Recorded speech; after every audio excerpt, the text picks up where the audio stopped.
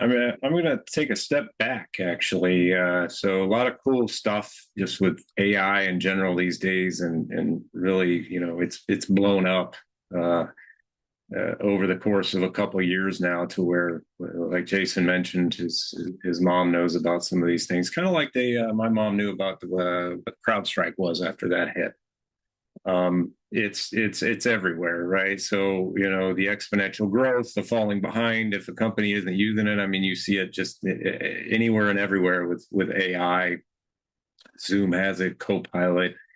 I mean, Slack translation, anything and everything you can think of. If they aren't doing some sort of generative AI or RAG or helping their product from a feature standpoint with that, they're falling behind, right? So I know this webinar was, originally healthcare focused. We have quite a few verticals, customers, ones that I've worked with before I see on the list, ones that I'm going to be working with, and really just GPU in general, right? Why GPU for AI, healthcare, anything? So if you don't know my background, I'm a community advisor on the Nvidia side of things.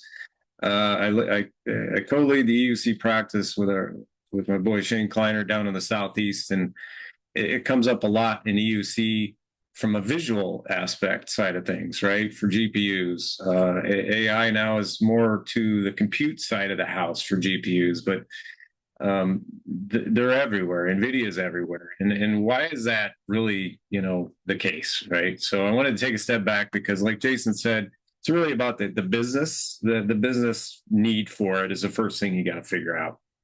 Once you have a business need, which pretty much everybody is going to have one, once you figured out what that specific need is for your enterprise, then it's figuring out the right solution, right? And that's where it gets into NVIDIA is usually always going to be in that conversation. NVIDIA has, I think I saw 98% of the GPU market at this point. So if you talk about monopolies on a market and why NVIDIA is that most valuable company from that standpoint that you saw, that's why, right? So let me just, there we go. So really it's that all-encompassing, like GPUs are everywhere, but it's not just from what we're seeing today with what Nutanix is doing with GPT in a box, AI, taking a step backwards. Where did NVIDIA come from in the early 90s, right? So this has been mainstream for a long time. So we're in IT. I'm not a gamer, but all you fellow gamers on the call, you've been familiar with NVIDIA and what they've been doing for a long time, right? With their RTX cards, their Quadro cards. It started with gaming, and then it went to metaverse. What's going on there with virtual reality, and then crypto came along, right? That went to the compute side of the house, right? These first two are more the graphic side. Compute side came around with crypto. That was hot for quite some time. Still ongoing with Bitcoin and all that. And then AI came down, right? So the AI really broke through with obviously ChatGPT. I had kind of timeline on that I want to talk to, but why is it king for all these? Well, it's parallel processing, right? In one sentence, in a nutshell, what I could explain is like a GPU breaks smaller operations down into tasks that it can do in parallel. The CPU is serial processing. It has to do things sequentially. It's slow. It cannot handle what a GPU can do at scale. I think, it's just massively different from a GPU standpoint from what a CPU can do. So for all of these, that's why it can do what it can do. And really, it's an increase, just like everything in the technology, exponentially over the years. I think it's 7,000 times since 2003.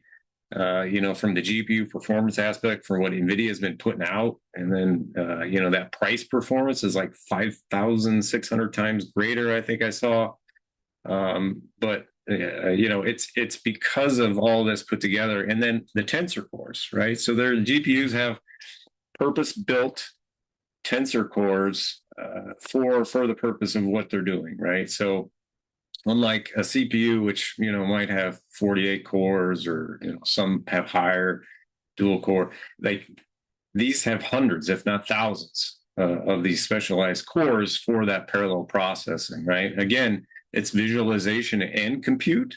So the flexibility of doing both, and depending on the card, some cards can't, some cards can, but the flexibility of both the visualization side of the house and the compute side of the house, which in healthcare has been big on both sides for us. And then really that scale up, right? Scale up on that from a supercomputing HPC.